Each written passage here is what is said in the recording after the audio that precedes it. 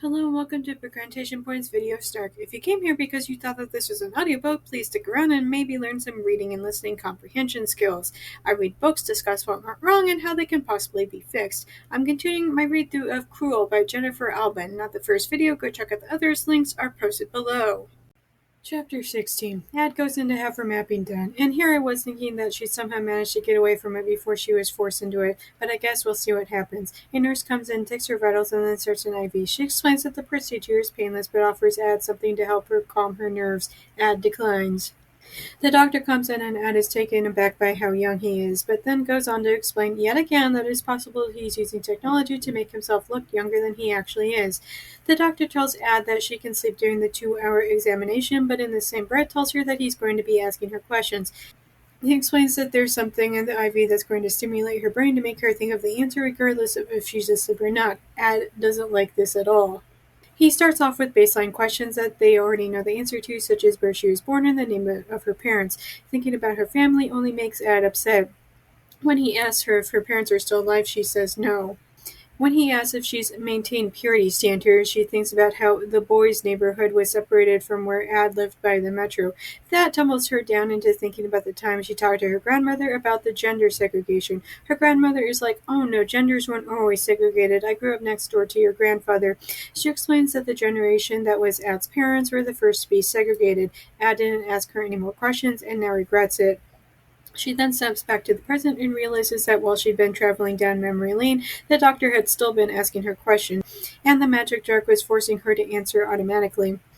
Ad lies some more about her weaving ability, and then he changes the subject. After a while, he says that they're all finished, but when the nurse doesn't come to take the weird mind-mapping helmet off, the doctor then starts to ask her even more questions. He asks if she's gotten any gifts, and she says that Cormac once sent her flowers. When he asks about if she's engaged in sexual activity, she snaps that Melee knows how she'd kissed Eric. But then he starts to ask if the Spencers have made sexual advances on her, which, yes, let's bring up a lesbian subplot, please. The nurse finally takes the helmet off and helps Ad into the recovery and observation room. Priyana is there and neither girl is happy to see the other. Priyana says that her mapping only took 30 minutes and that she probably won't need remapping. Priyana is confused because it kind of seems like Ad wasn't told anything by her own mentor and recommends that Ad should get another one. Ad makes a kind of tasteless joke about they might think you're hitting on me and then asks if they'd question her about lesbian spinsters. Priyana is like, yeah, that was weird. After both girls finish their observation time, the nurse comes back in and gives them their clothes so that they can change out from their medical gowns. Ad had hoped to learn some more about the medical wing, but is kind of disappointed when there's not much to see. An empty hallway with unlocked doors and no noise whatsoever. It would honestly be a piss-poor medical wing if every passerby could overhear what private medical stuff was happening behind closed doors. When they get back to the lobby of the medical wing, Ad catches a glimpse of a different nurse coming out from a room marked research. For some reason, this is really exciting to Ad. I'm sure that we're going to learn all about this excitement later. The girls get into the elevator, but Priyana insists on riding up to the 15th floor with Ad. Ad is confused because she thought that Priyana lived on one of the towers as well, but Priyana says no, she lives on the 5th floor.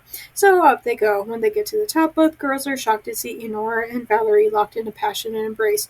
Whoops, I guess there's my lesbian subplot. This chapter contains discussions of suicide. Viewer discretion is advised. Chapter 17. Honora flees down the safety of the stairs, leaving Ad alone with Valerie, so she drags the older woman into the bathroom, turns the tap on, and demands answers. Valerie begins her story by saying the following. Just because there are rules against it doesn't mean it goes away, she says.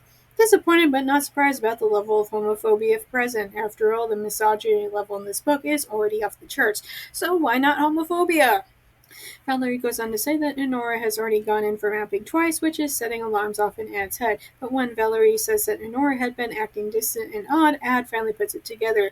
Honora was remapped, which is kind of odd, seeing as how the two women were in a passionate embrace a moment earlier. So clearly enough of Honora's main personality was able to break through to the point that she continued her lesbian relationship.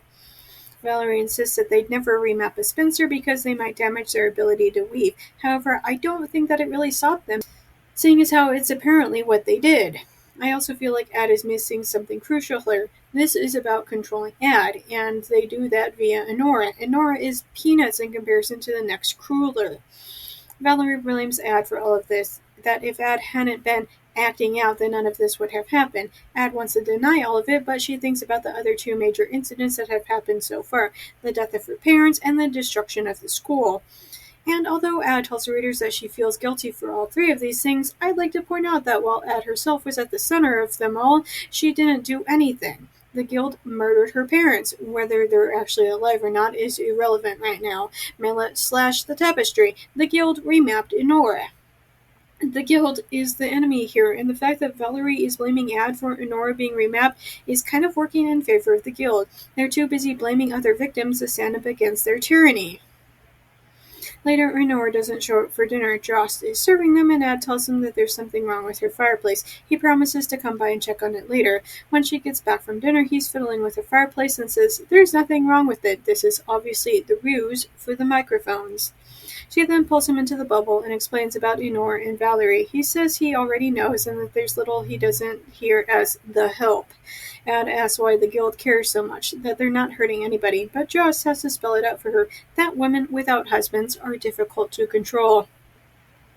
She obviously asks about the spinsters who are forbidden to marry. He says that it's easy for them since they're locked away, but then goes on to say, "Why do you think that there's so many men who hang around here? We're not here for the heavy lifting." Ugh. He tells her that sometimes when the spinster hooks up with a man, they might rip him if he's no one important, or threaten him if he is. But this frightens Ad more than anything, since the two of them are now kind of in a relationship. He laughs it off and doesn't seem all that concerned with his safety. "They won't be able to control me." "They have your sister." I kind of feel like they've since overplayed their hand with Amy by remapping her and placing her with another family, unless they have the means to return all of her memories, which I suppose isn't that odd to think about. But Amy is already gone, which is the main point Ed is trying to make here, that the only thing that they have to threaten her with anymore is now Jost. Ad says that they need to come up with a plan of action, but for right now they need to find Enora. Outside of the bubble, Jost takes her down via the stairs, tells her that they don't monitor the stairs half as much as the elevator. They try knocking on her door, but when she doesn't answer, Jost uses his valet clearance to go inside her room. They find Enora lying in the tub, obvious signs of self-harm all over her arms. Jost tries to get her out of the tub and begs for Ad to help him, but Ad knows that it's too late. Jost blames Mela for this, but the truth is that Enora did it to herself, because, wow, who would have thought that being told that a woman loving another woman was an abomination wouldn't leave deep scars on the psyche? He has to help Ad into a chair in the main bedroom area before telling her that he has to call this in. Ad knows that there's no use in her leaving, since they'll probably review the audio files later. A little too late for that. He promises to do all of the talking. Guards and maids and finally Mela show up. Mela is her usually perfectly nice and totally not nasty self about the entire thing. The only good part is that when Lorisol shows up, she promptly throws her weight around and tells Mela that this is none of her business. Finally taken down a peg. Although Ad lied to Mela about the last time she saw Enora, Lorisol expects Ad to tell the truth. Ad does tell her that Enora was with Valerie, and that she begs for Lorisol to protect Valerie. However, Lorisol says it's too late for that. Oof. She did that to herself, because they drove her to it. They worked her mind, Joss. She was an experiment. These aren't people to the government. They're lab rats. So what if some of them kill themselves because of what we've done to them? Ad blames herself for all of this, that if the guild wasn't so intent on controlling her, none of this would have happened, which is going back to what I said earlier. She's at the heart of this, yes, but it's other people who are hurting those in Ad's life. She's full of guilt because of things other people have done. The chapter wraps up with Ad pushing Jost away. He tries to insist that he can't live without her, which, slow down there, buddy, you barely know her. But Ad insists that he's going to have to try before she runs off. Thanks for listening to my book Snark on YouTube. New videos are up every Monday, but stick around because I sometimes drop random videos on other days too. Just as a reminder, even if you can't financially support me, there are other ways to help me out. The first is watching this video as well as all my other videos. It's also important to like and subscribe. Finally, you can share this video with all of your friends so that they can help as well. If you're already caught up with all of my videos, you can go to Tumblr for my main book. Snark's always free and updated every morning. Newly added to Patreon is to become a member without paying. You'll get access to the same things on Tumblr, but on Patreon. Supporters can have access to so many more books now starting at $1 a month. Also new is a 1-week free Patreon trial, so be sure to check that out. Special thanks to Dawn and Phoebe for supporting me on Patreon already. If you want to hear your name in my video next week, either support me on Patreon or make a one-time donation.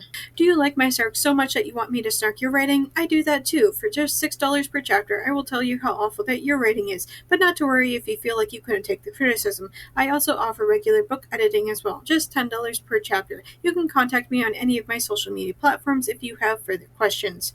If you want to read some of the things that I've written, you can purchase my works on Amazon. I have a slew of spicy short stories and 2 full-length novels. I also frequently run flash sales on my stories, and if you don't follow me on any social media, you might want to do so just so you can know when I might be offering things for free. Links for everything will be posted below. See you next week, guys!